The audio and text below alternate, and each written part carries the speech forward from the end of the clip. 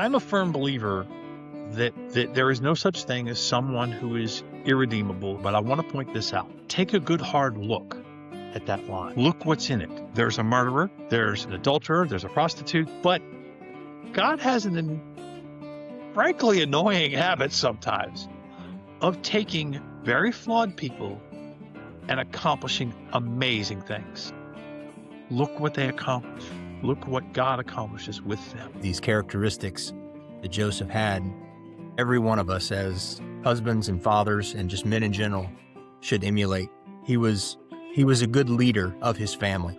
He was obedient. He was obedient to God. He was courageous. He was committed. He was a man of conviction.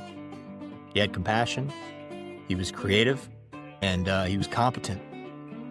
All of these things are the attributes that men should aspire to. Can't think of a better example to highlight and put forward to people, especially at this time of year, than Joseph, a man that we know so little about but have so much to learn from. The priest is standing there with Joseph, holding Jesus. Mary isn't standing in the women's court some distance away. When Joseph was asked, "What name do you give your son?" the answer that he gave was Jesus. And they looked at him and said, "There is no one in your family with this name. Are you sure that's the name?" And he says, "Yes, his name is Jesus." I bet my next paycheck that happened, because that's what would have happened in that culture. Families carry names. This one is out of line.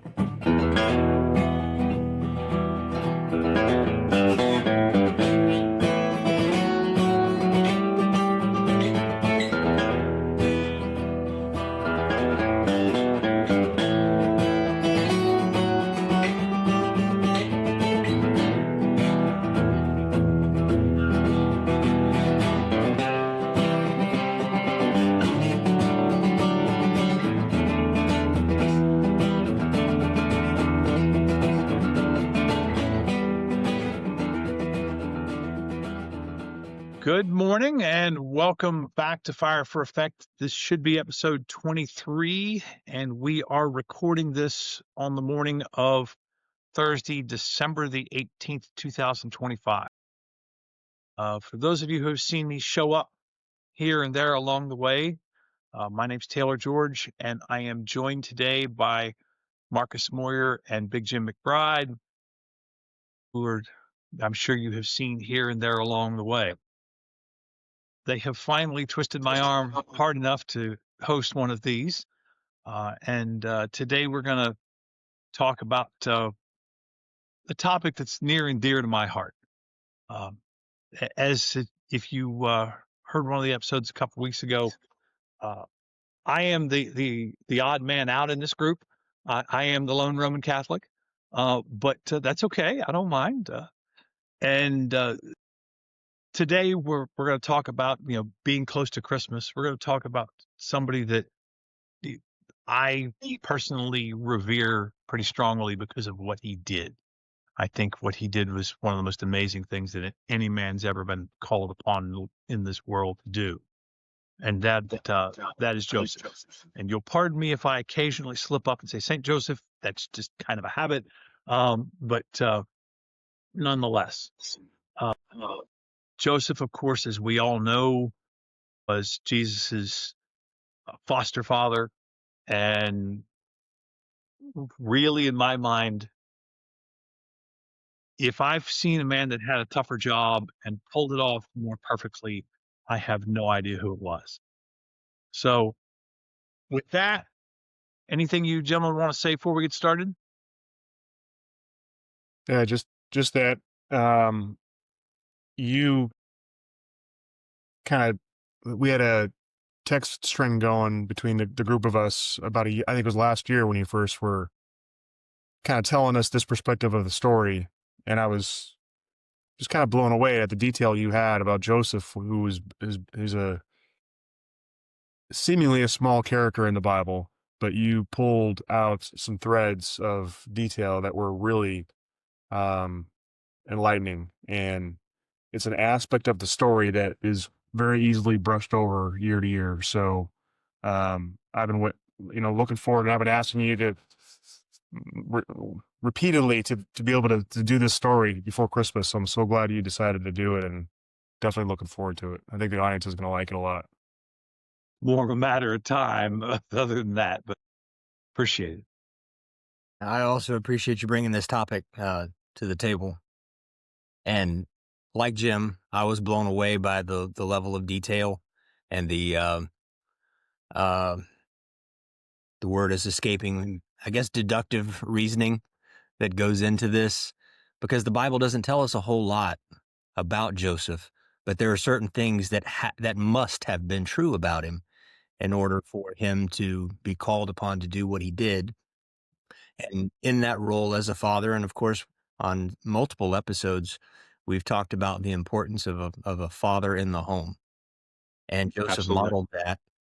And Jesus needed an earthly father as well.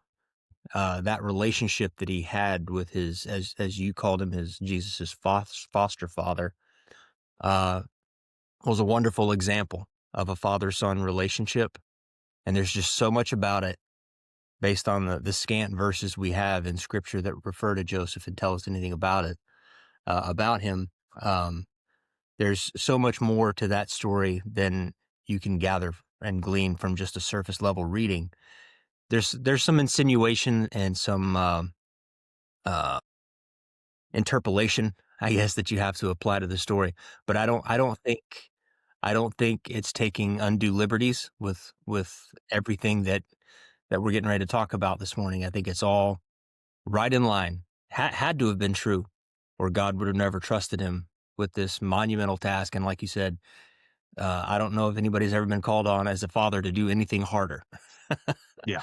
Tell me about And it. so, thanks again for bringing the topic. It's going to be really good. I think people are going to enjoy it. Appreciate it.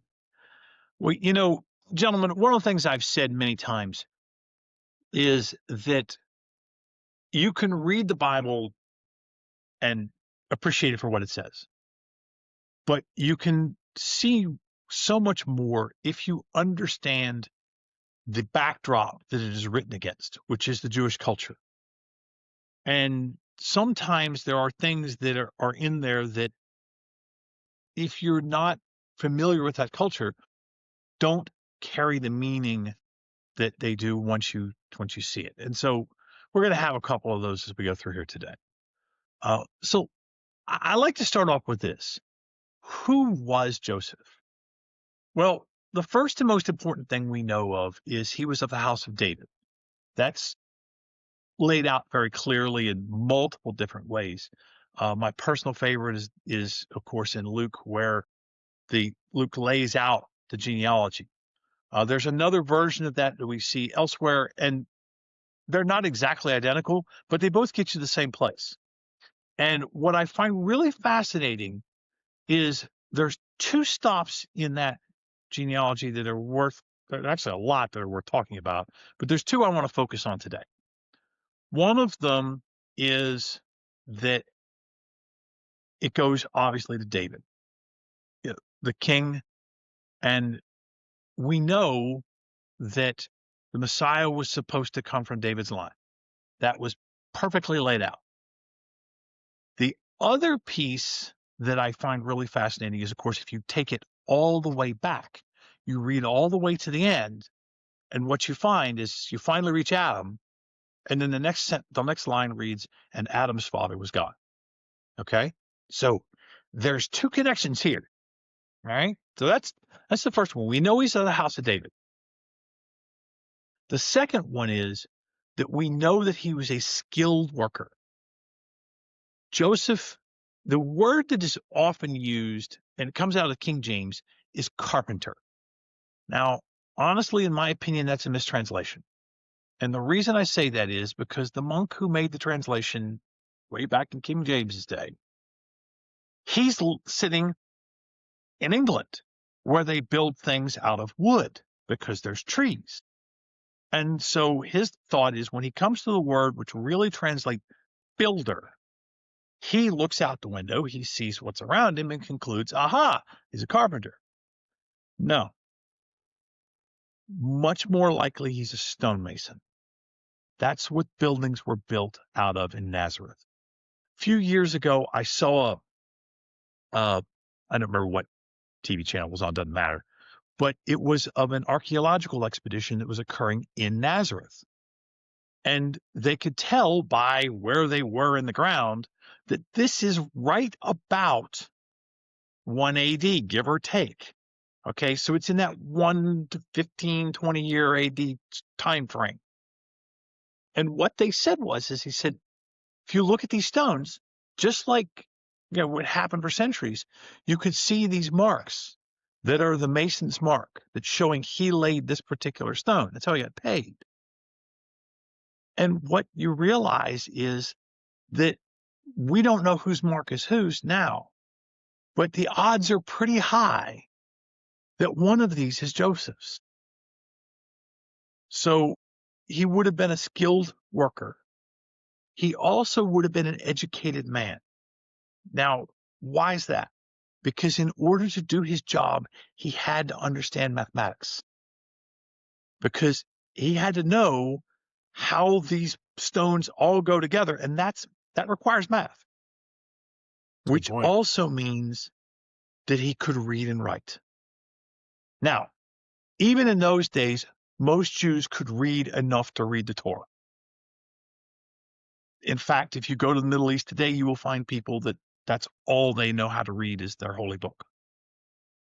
But we know that this was more, again, because he had to be paid.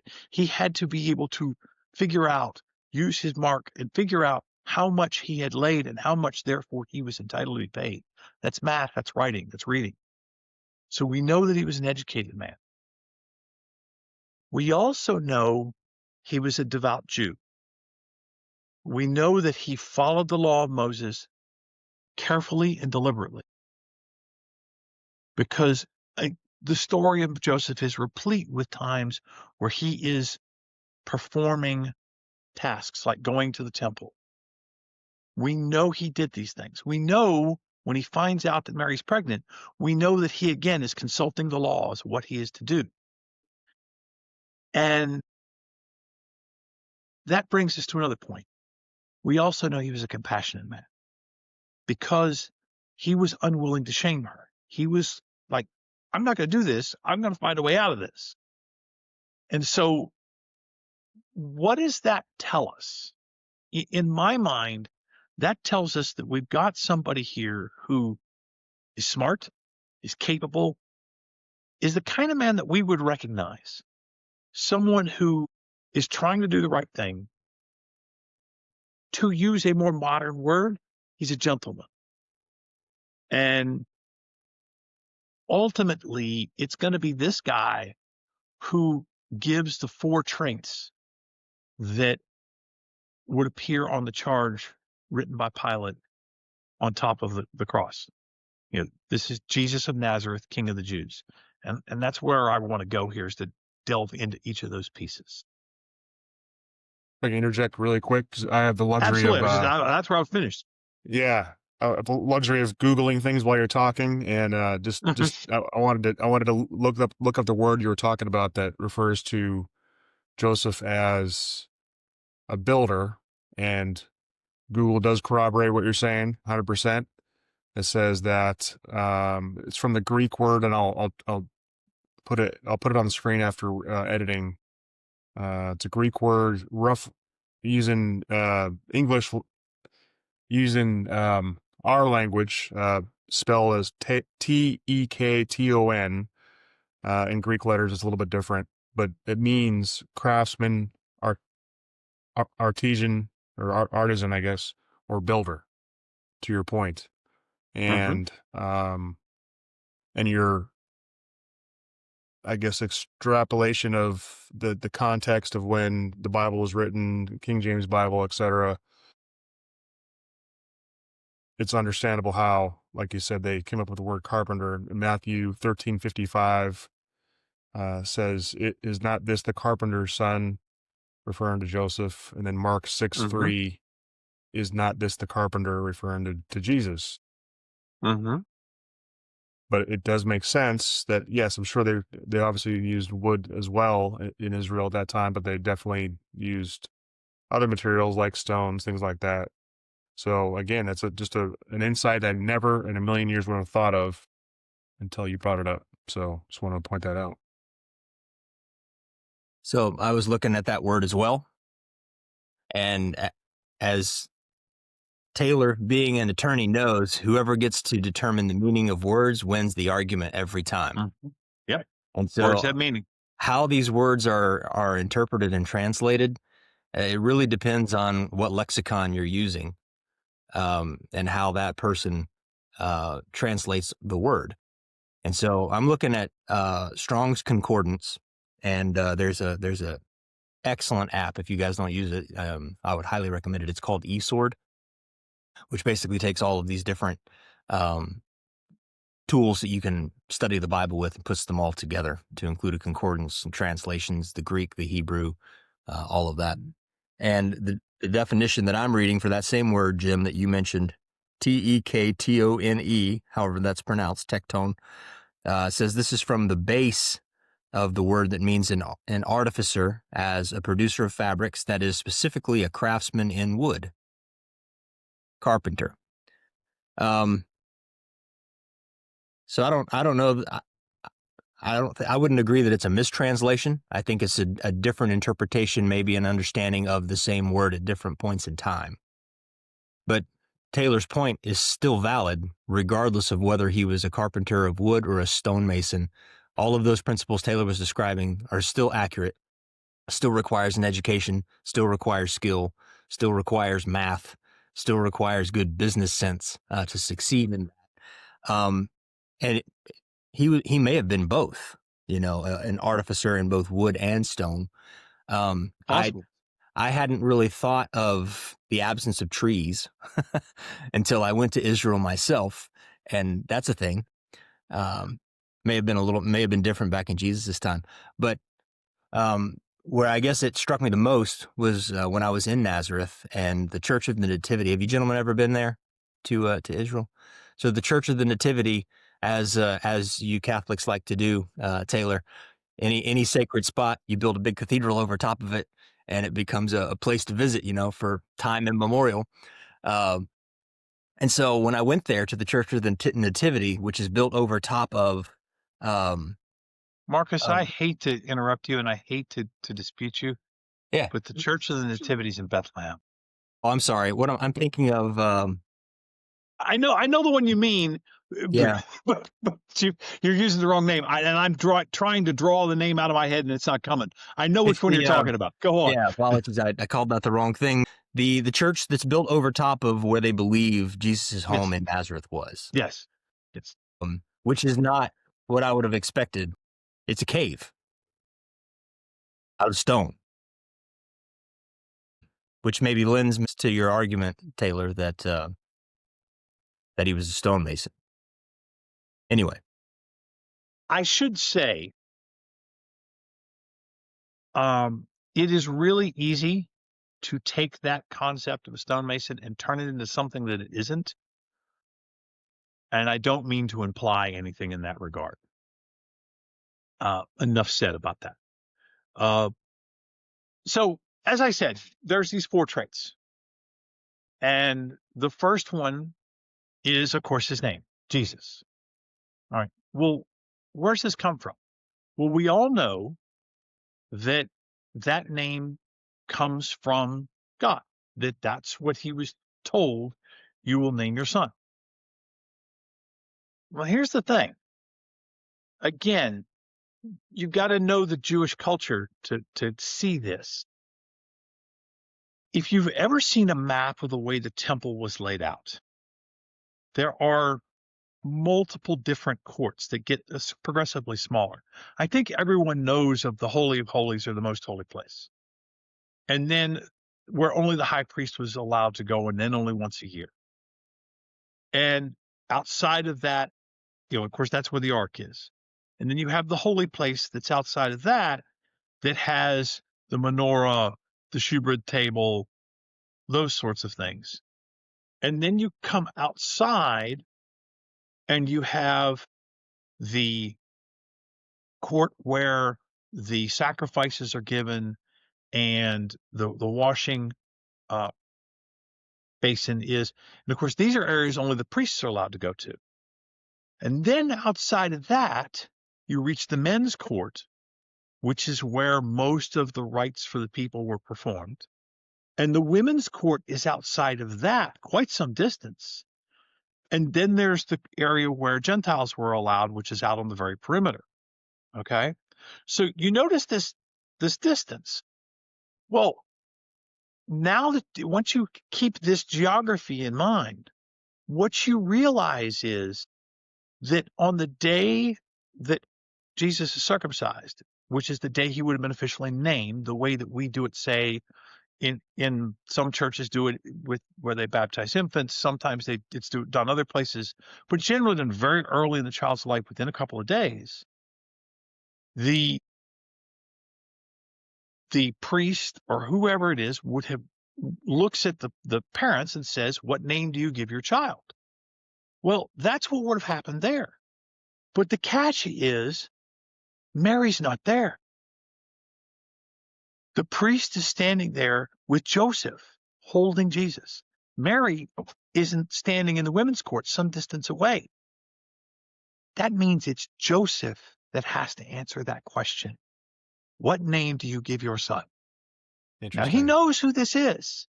He's been told who this is. He doesn't say. He couldn't have. If he'd have said, he'd have been hauled out of there's a maniac. But he gives the answer he was commanded to give. He was standing there all alone, and he did exactly what he was supposed to do. And what's not recorded, but what I'm absolutely willing to bet happened, is the exact same thing that's recorded with John the Baptist and Zechariah. Because remember, they asked Zechariah, same thing. You see that they're talking to him, even though he's mute. They're not talking to Elizabeth. They're talking to him. They say, "What name do you give your son?" And when he says John, what do they say? "There's no one in your family with that name. Are you sure?" And he says his name is John. And of course, we all know what happens.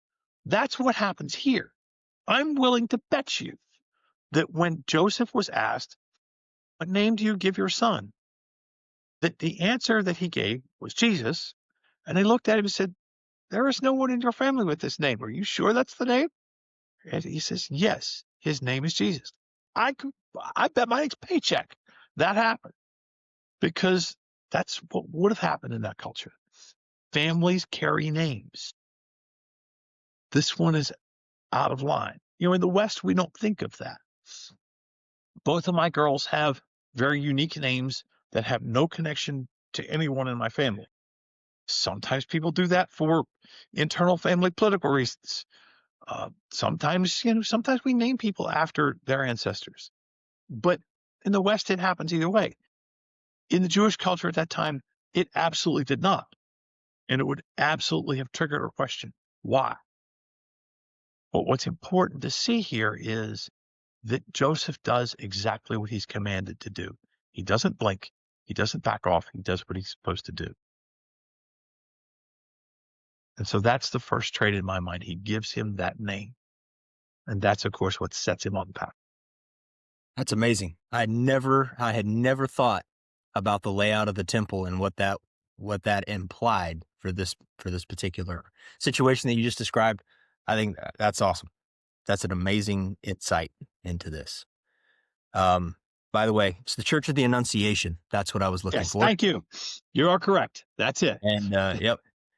And then another church built over top of his traditional, what they believed to be was Joseph's carpenter's shop, is the Church of St. Joseph. Yes. And I had the privilege of going to both of those places, and I was surprised to find basically caves in both places, not a structure, built. But anyway, yeah, this what you just described there of Joseph standing all alone in a place, tremendous pressure from the culture to give the wrong answer to a question. Courage, takes a lot of courage. Says a lot about the man.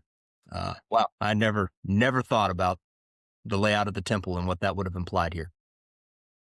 That's now a trend as far as his courage and his steadfastness and his obedience to God. He's already done that by supporting Mary after she got pregnant, and he wasn't the father, as he talked about.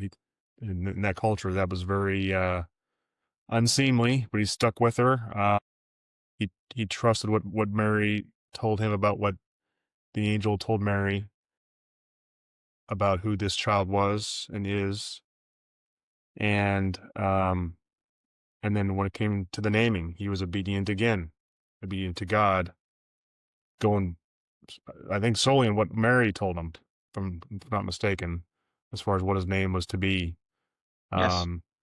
and without hesitation. So that's incident number 2 of steadfastness and trustworthiness and supporting his wife, and most importantly, being obedient to God, which is just awesome. And again, completely not glossed over in the Bible, but not obvious about these things that you're drawing out. So very cool. And sorry, one more thing to interject. The man that receives even less attention than Joseph is Joseph's father. Somebody Yes. raised Joseph to be the man. Somebody had to set this up. Exactly. And we know, go ahead. Go ahead. Say we know nothing about him other than his name from the genealogy. Just like we talked last episode, though, about Mary's mother. At least Mary and Joseph both had the benefit of knowing something that an angel had told them.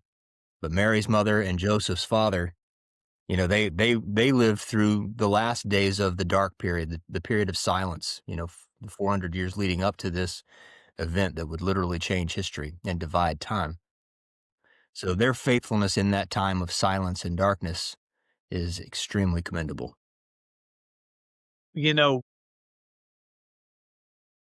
I've got a personal belief. I don't think this is grounded in anything theological, although if you stop and think about it, it probably is. Everything happens for a reason. And honestly, I feel like a lot of us have we all have something we're here to do. And maybe that something is simply to provide a bridge to the next person who then has something to do. But, you talk about Joseph's parents, Joseph's father. Yes, he had, he probably has no idea what he is setting up.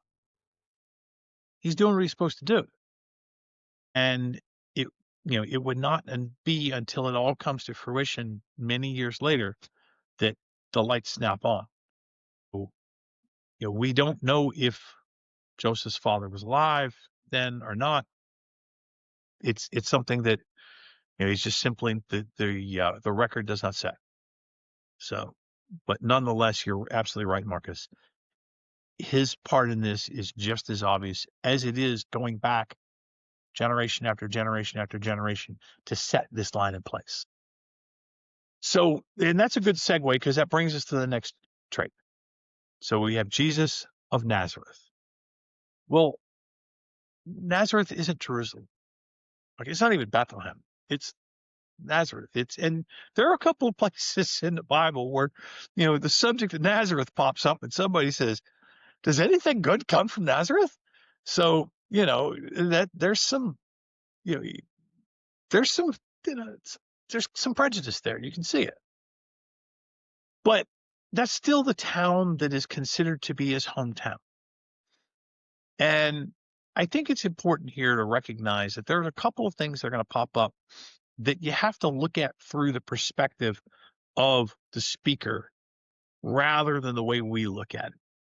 And this is one of them.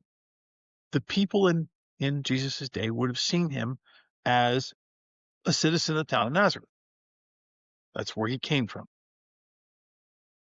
And we also know the people in that town knew him. Now, it's not, when we use the word city, we unfortunately think of things the way we think of them, with, places with hundreds of thousands or millions of people. That's not what we're talking about here. We're talking about what we would think of mostly as a small town. Okay. We're thinking of something along the lines of, my goodness, Cumberland, Maryland's probably bigger today than Nazareth was. It's not huge. It's the kind of place where everybody knows everybody, either personally or through family or by reputation. It's a place you can't hide. That's the way all human communities were in those days. There were very few of what we think of as big cities. I mean, the oldest city in the world, Damascus, even in those days, was not big. So you sort of got to think about that from this perspective that this is a small town. And the result, of course, as we know, is when he shows up to preach, nobody accepts him because everybody, wait a minute, we know this guy. We watched him grow up. Where'd this come from? And that's perfectly understandable. I go home today and people still think of me as the teenager that I was. And it's almost inevitable that some of the screw ups and errors and dumb things I've done get trotted out. I plead guilty. Okay. That's the nature of the beast. I can still remember with my father, people would call and ask for Eddie. And you knew it was somebody that knew him growing up because he hadn't gone by that name in 40 years or more. But they call and ask for Eddie. You knew. So Yep. that's that's part of it is we got a small town where people know him. We also know this. He almost certainly would have been given a trade. It was absolutely unseemly in those days, in that Jewish culture, for an able-bodied male to not have a trade. He had to have one. And the most likely one was he would have been apprenticed to Joseph himself. That's usually the way trades worked. They were passed on from father to son. I mean, even today, how common is it to go into New York and into the areas where there's a large Jewish population, and you see the sign that says Steinwitz and Son? This is the way that culture worked. So it's very likely he would have been apprenticed to Joseph, likely as a stonemason. Interestingly enough, that same documentary I was telling you about, that was one of the things that the commentator said. He said, looking at these marks, you could tell which ones were made by the masters and which ones are made by the apprentices. He said there are differences between them. And he said, I often stand there and look at the apprentices' marks and say, I wonder, could this be his? Don't know. Again, we also know that Joseph would have educated him because we know that he would have taught him to read and write, because that's the only way things like that were taught. There was no such thing as a school. You didn't send kids off to school. You taught them yourself. So he would have taught Jesus to read and write. And we know that he could read and write because if you remember the story of the woman caught in adultery, what does he do? He bends down and he writes in the dust.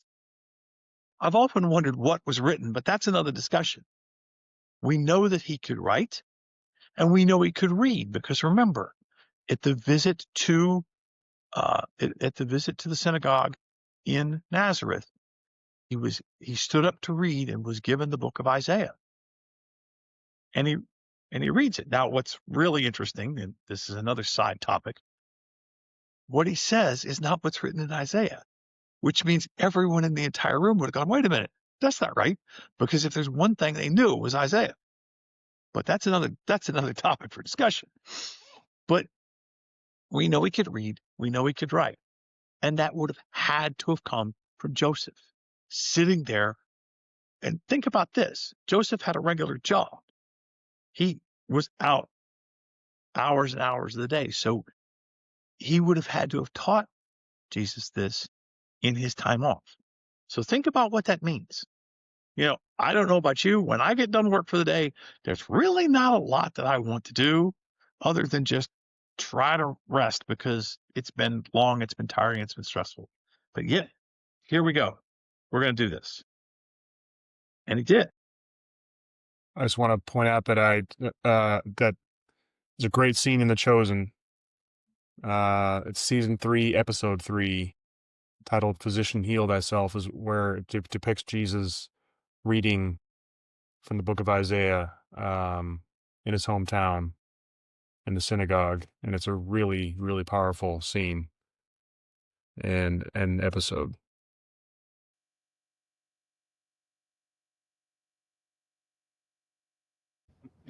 Jesus. Thank you, Rabbi Benjamin. Peace. No, it's not easy to share in front of Nazareth's most preeminent rabbi, but I'll do my best. And I'm certain that if I miss a word or two, one of you at least will speak up, huh? Oh, don't worry. I wonder who it will be.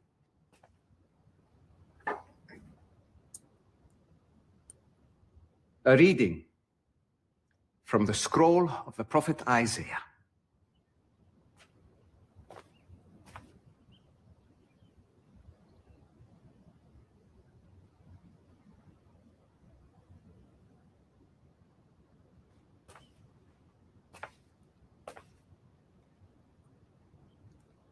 The Spirit of the Lord God is upon me, because the Lord has anointed me to bring good news to the poor. He has sent me to heal the brokenhearted, proclaim liberty to the captives, and recovery of sight to the blind, to the opening of the prison for those who are bound, to proclaim the year of the Lord's favor.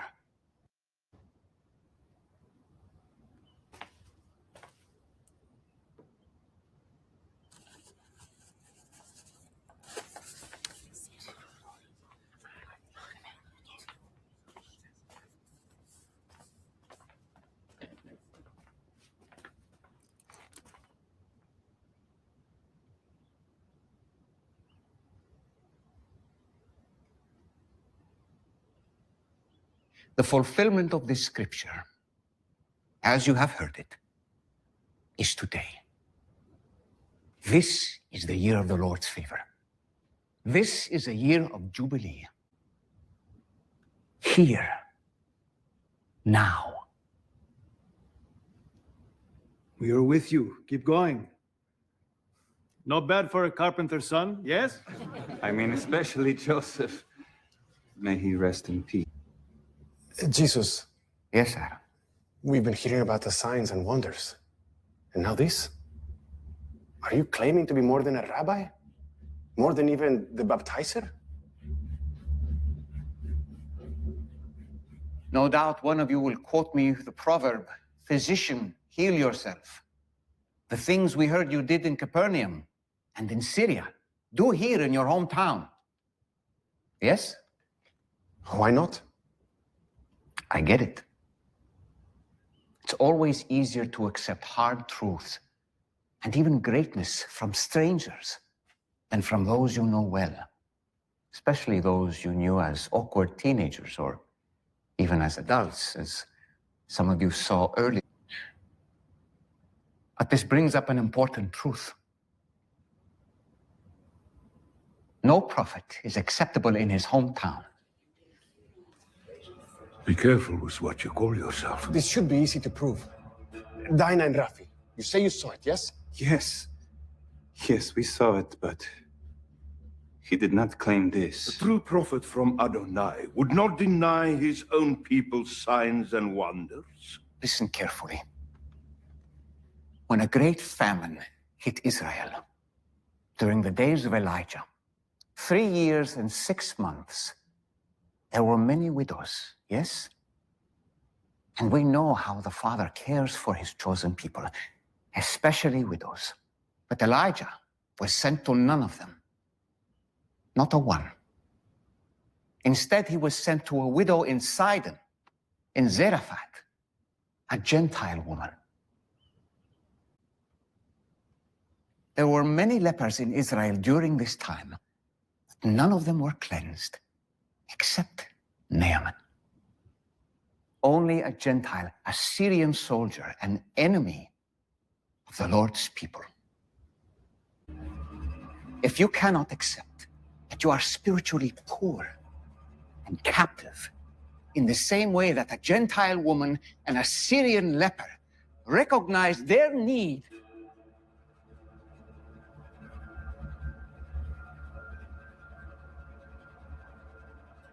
if you do not realize that you need a year of the Lord's favor, then I cannot save you.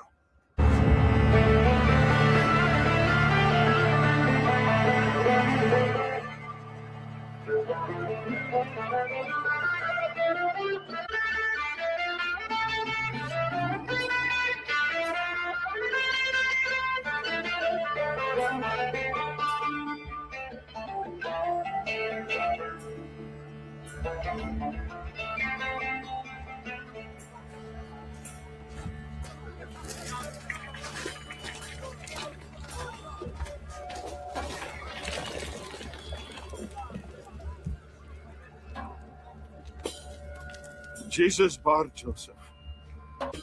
But as from the law of Moses, whose life and words you have spat upon today, your sentence is death.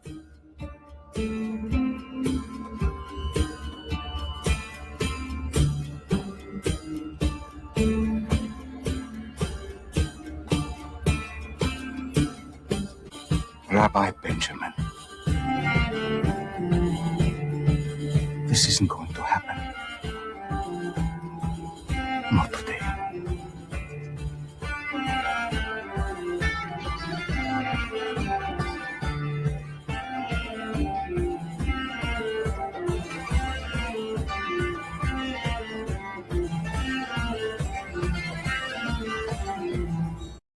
Talking about the size of the city or the town of Nazareth. I believe when I went there, the tour guide was describing what it would have been like in Jesus' time, and I think if I recall correctly, he said there might have been a couple dozen families, so extremely small, tight community. So you're absolutely right in the way that you framed that. It wouldn't have been huge. It would have been very small. So moving on to the third trait, Jesus of Nazareth, king. Well, this one gets really interesting because you can look at this a bunch of different ways. But the way I like to do it is to focus on the concept of the house of David. Now, again, there is this lengthy description that makes it absolutely clear that Jesus was of the house of David because that's where Joseph was. And remember that that's where the story starts, is that they are going to Bethlehem to be enrolled. The census has been called, and so everyone has to return to their own house. Well, we know David was from Bethlehem, so this is where all of the house of David comes to Bethlehem. It's really interesting. One of the pieces that kind of gets glossed over here, we think of this through all the art and so forth. We think of this as two people showing up in a small town that nobody knows them. That's true, but think about this one. David had how many sons? And so you start doing the math on that, and we're how many years post? That's going to get really big. So it's not just two people that showed up in Bethlehem those days.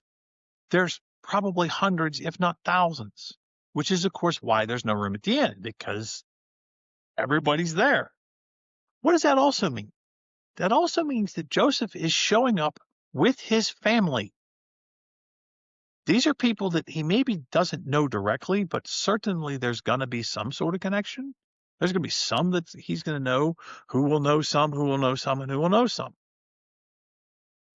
He's walking into a little bit of a storm because he has his obviously pregnant but not married to him yet wife. Boy, that's going to be some explanations that are going to have to be given. And he's going to have a good one. And again, if he gives the one that he knows is the truth, boy, that's going to be, they're going to be saying, this man's anointed. Oh, I've always sort of wondered how that went down, but we don't have anything that tells us that. I can't begin to come up with a grasp on what that would look like. But I think it's more important to look at it from this perspective. We know the promise that was made by God to David, that his house would reign forever. David, I am sure, saw that the same way that any human being would see. He would have seen it that my kingdom, my throne, will be from here till the end. And that my sons and their sons, proving once again that God's way is not our way. There's a joke that gets made about this every now and again of, if you want to make God laugh, tell him your plans. I'm a firm believer that the good Lord has a sense of humor, and that sometimes his reaction to the way we interpret things is, what's this? I think it happens.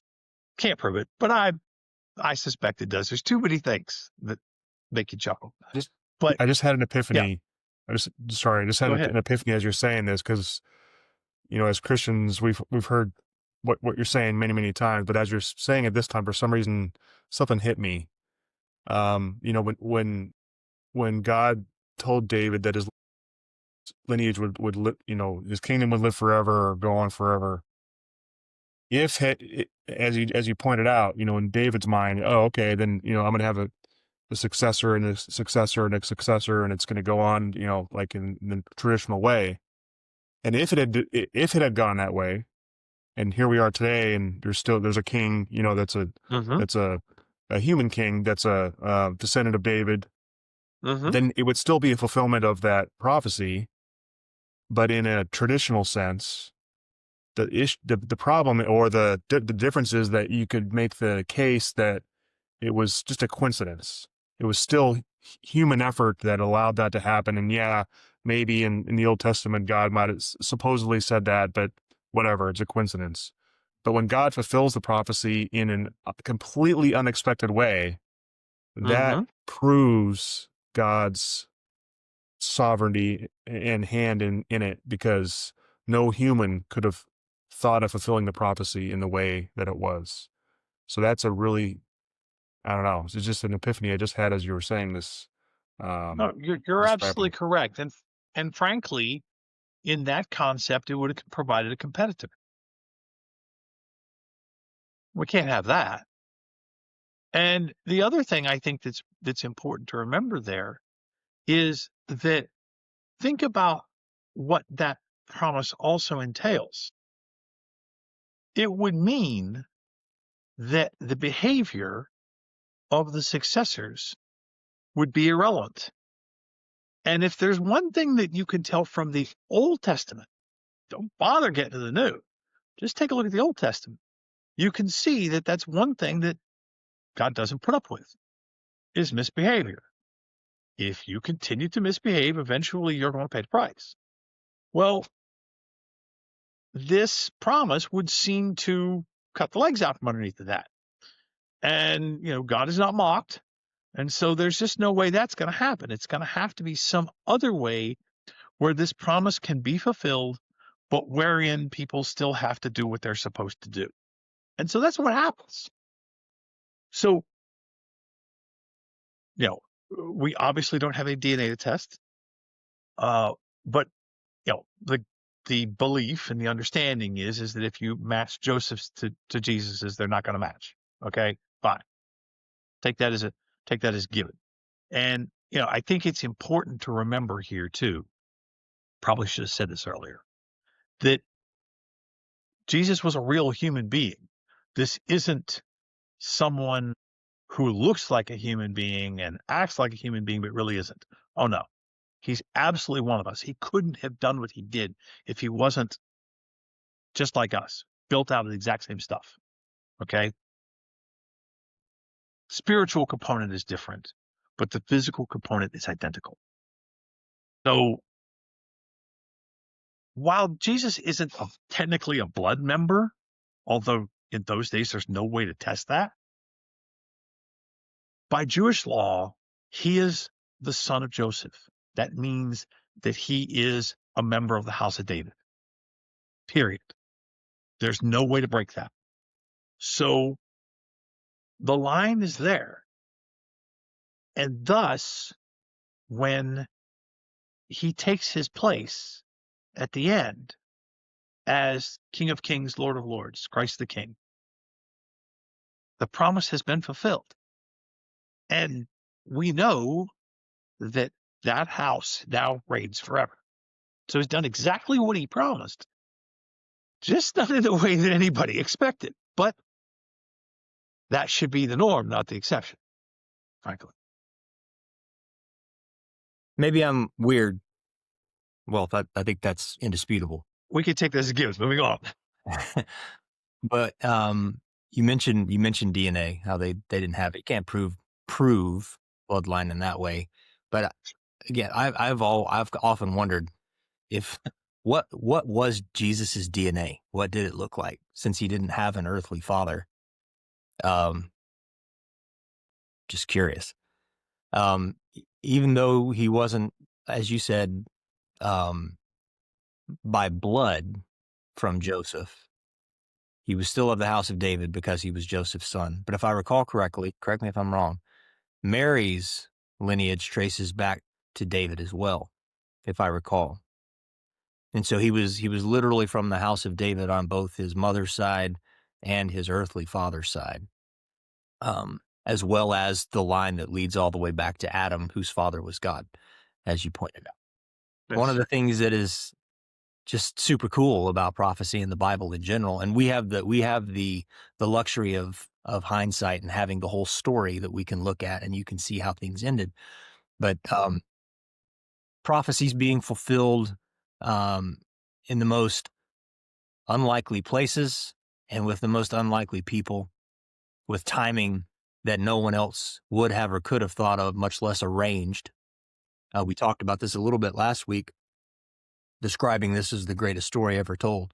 And of course, all of the Jews had been looking forward to the Messiah for hundreds and hundreds of years.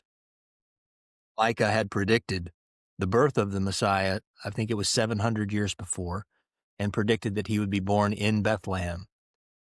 And so even though Joseph was of the house and lineage of David from Bethlehem, I've often wondered, why was he living in Nazareth? What made him move there to begin with? I don't know if he went there for work, or I don't know. As we've already said, that Nazareth was not much of a place and not very reputable. So I don't know what reason he would have had to go there. But anyway, that's where he lives. And then he is engaged to a woman who also lives there. So even if they knew the timing was about right for Micah's prophecy to come true, they wouldn't have expected it to be them, and neither would anybody else's, because one, they're not even in the right town. And only God could have orchestrated events in such a way to take two people in the wrong place and bring them to the right place at the right time to fulfill a prophecy in the most perfect way possible. It's just amazing. You know, Marcus, you mentioned the line, and it brings me to something else. I'm a firm believer that there is no person whatsoever, none, that does not have at least one redeeming quality. That there is no such thing as someone who is irredeemable, who's gone beyond the pale. Now, again, I'm not going to drill into that too far here, but I want to point this out. Take a good hard look at that line. Look what's in it. There's a murderer, several murderers actually. There's an adulterer, there's a prostitute, there's all kinds of unsavory things in there. But God has an frankly annoying habit sometimes of taking very flawed people and accomplishing amazing things. So that, and I think that line shows you're dealing with human beings. You're dealing with people who make mistakes, who do all kinds of things they shouldn't. Good Lord knows I do. And yet, look what they accomplish. Look what God accomplishes with them. So His purposes cannot be thwarted accidentally or on purpose. He's going to do what he set out to do, and he's going to use whatever material is available. And oftentimes, as you just pointed out, in Jesus's earthly family, and we talked about this last week as well, these are some very sordid characters in his family tree. They're the kind of relatives you hope don't come for Christmas, right? true enough. But God worked through all of those flaws and failings and shortcomings to ultimately bring about the Messiah's birth. And it's encouraging. The story of redemption that shines through just in Jesus's earthly bloodline should encourage people everywhere. Family, just gonna say, or you, or you messed up. Go ahead. Yeah, no, I was just gonna say that's one of God's title, many names, is Redeemer, the Great Redeemer, and that's a great example of just in the structure. You see, even in the, like you said, Taylor, just the lineage and all the sin and flaws of the people in that lineage. So I looked it up. So the Gospel of Matthew, right off the beginning, chapter 1, verses 1 to 17, traces Jesus' lineage through Joseph, his legal father, back to David through Solomon, and then all the way back to Abraham. And then the Gospel of Luke chapter 3, verses 23 to 38, is widely interpreted by many Christian scholars and traditions as being traced in the lineage through Mary, his biological mother, back to David through Nathan, and ultimately to Adam. So you've got that connection there.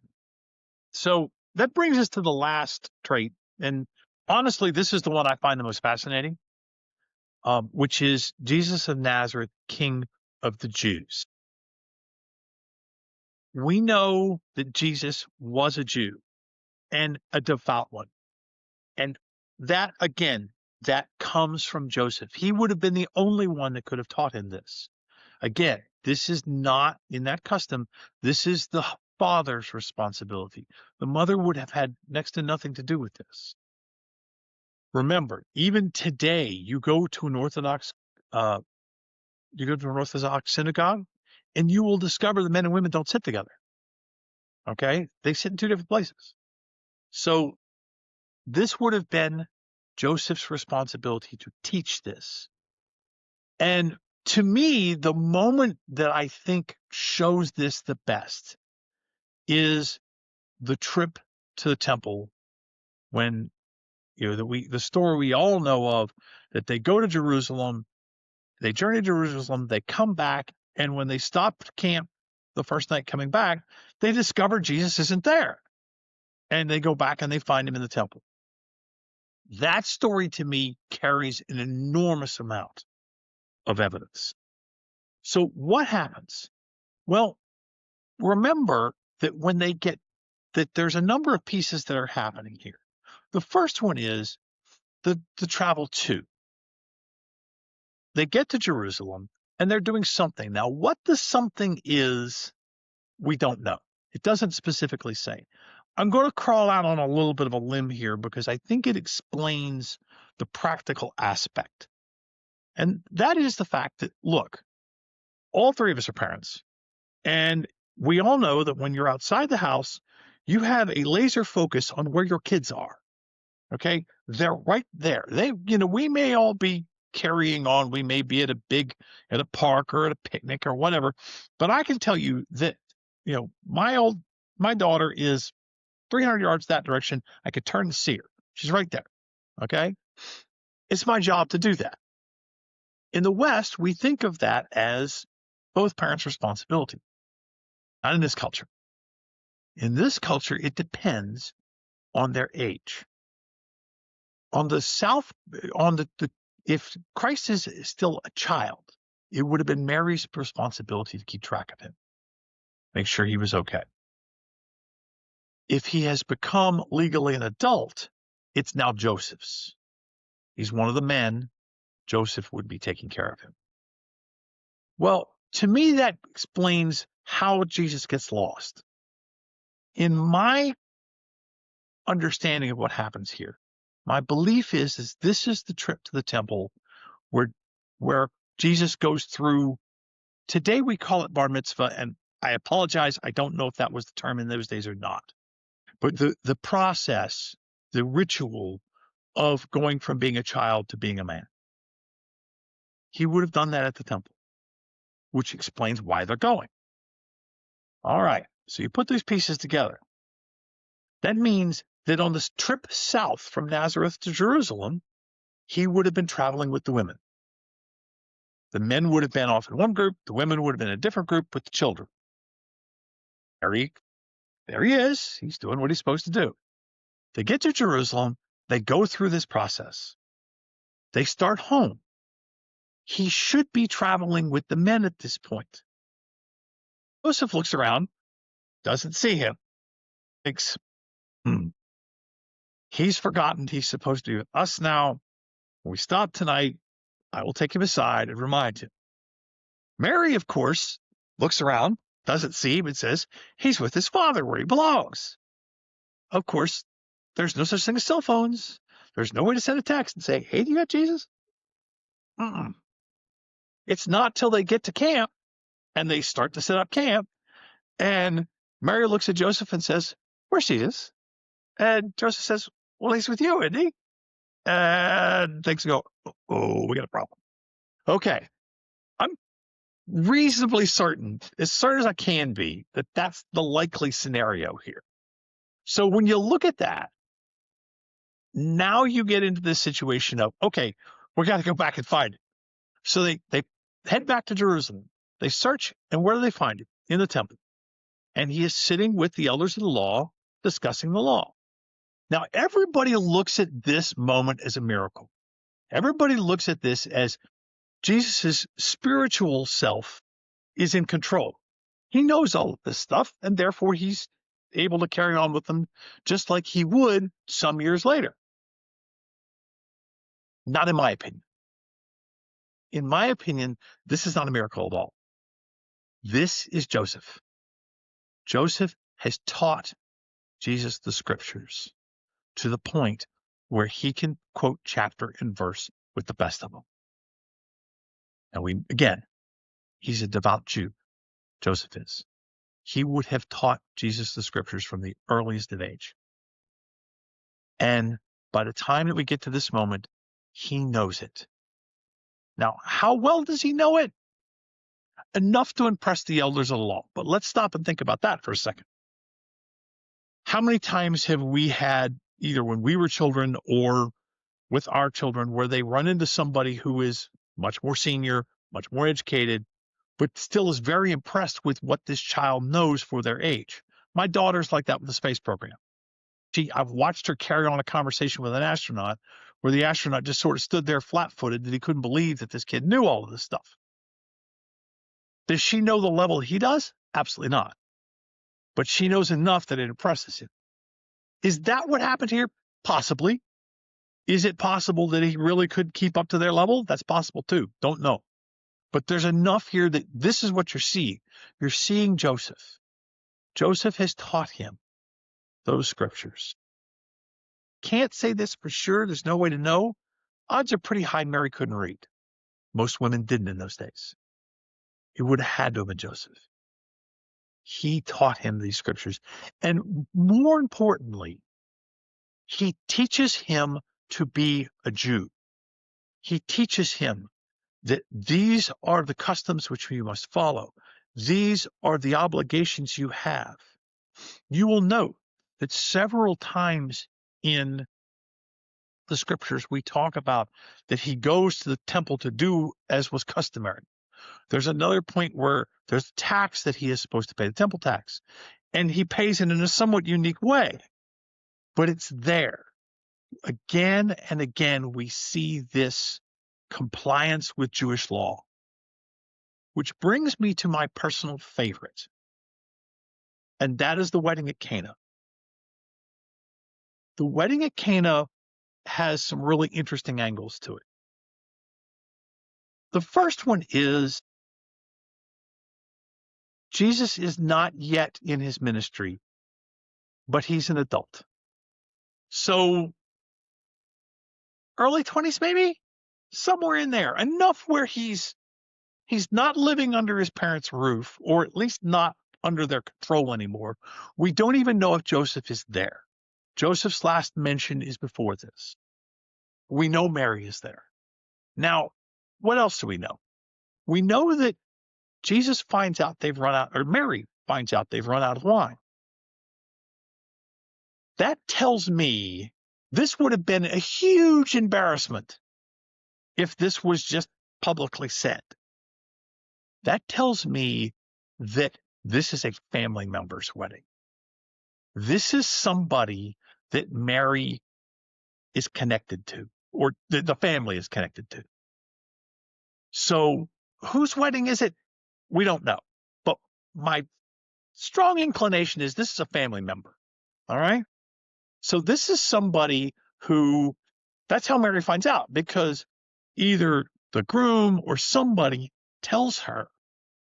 It wouldn't have been the groom. It would have had to have been the mother, or possibly the bride, tells her, we're out of wine. And this is embarrassing. What does Mary do? She realizes she can't embarrass the family. She knows she has somebody right over there that can solve this problem. Now, it's going to involve bending some rules, but it's going to have to be done. And so what she do? She goes and she tracks him down, pulls him aside, and says, why? The explanation, the response that Jesus gives is, why is that my problem? Now, it's said a little nicer than that. I wonder if that's the scribe being nice or what, but it doesn't matter. The answer is, why is this my problem? Very typical young man's answer. I will freely admit I have given some version of that myself on a number of occasions. The Bible does not record what happens next. It just says that the next thing it says is Mary telling the servants, do whatever he tells you. There's a piece missing in here. I am reasonably certain that it went something along these lines. You are my son, and you will do as I say. I'd be willing to bet that one. And so, but what's Jesus' reply? Whether that gets said or whether he just does it doesn't really matter. He says, yes, mother. Real quick. Or she gives him a look. She just gives her that'll do it too. Just gives the look. But doesn't have to say anything. In any case, the answer is yes, mother. And he goes and does what needs to be done. And, is he maybe bending a rule here? Maybe. But I don't think it matters. What it matters is that as a devout Jew, he would have respected his mother. Honor your father and mother. The first commandment with a promise. And so he does exactly what she tells him to do and makes things happen. To me, that is a very powerful statement that Joseph has drilled this concept of what it means to be a Jew into his head. And I'll finish with this.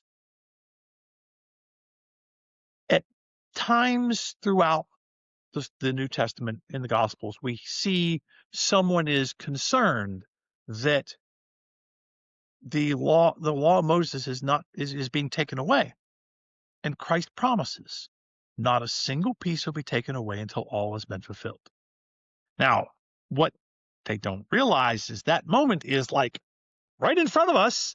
It's like coming in the next few days, but that's still the promise. And so he's doing exactly what he's expected to do as a Jew. Now, you can drill into that a lot further, which I'm not going to do so here, but there's tons of things that being a Jew means that if you really stop and think about it, either we know he did, we can assume he did, or that we can say there should be an explanation why he didn't. So that's my thoughts.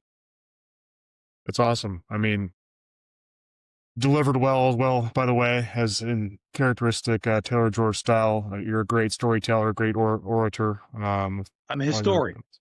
Yeah, you're a historian and you're a legal, giving your case in front of courts and that kind of stuff. So very, yeah, comprehensive, very thorough. Man, I don't know what else to add other than what we've already added throughout.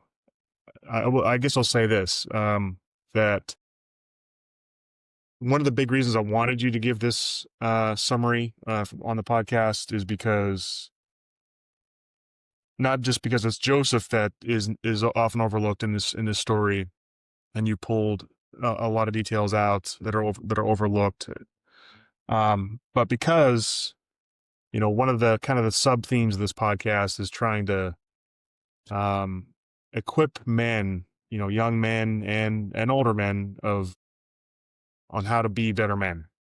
And not that any of us are perfect men by any stretch of the imagination. We're trying to become, good men every single day. And one of the things that we tell ourselves on this podcast behind the scenes is, we call it fire for effect, because we want the conversations that we have together and the conversations that we have had together to be kind of a purifying fire, to help us, little by little become better children of God and better men to our families, and to our communities.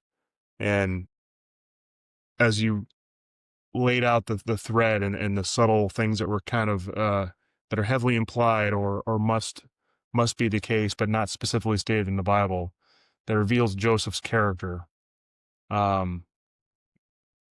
I mean, you just can't, it makes even more sense why God chose him, which is another point too. It's not just like happenstance that Joseph happened to be the husband of Mary.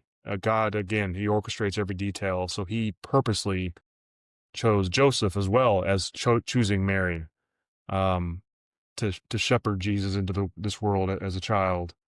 And boy, what a phenomenal example. And because there's not a lot of detail about Joseph, it's probably because he was a very stoic, just matter of fact, just get the job done kind of guy, which are qualities that are good qualities for men to have. Not a lot of emotion, just put your head down, get the job done, work hard to provide for the family, work hard to be honorable for the family, and for your name.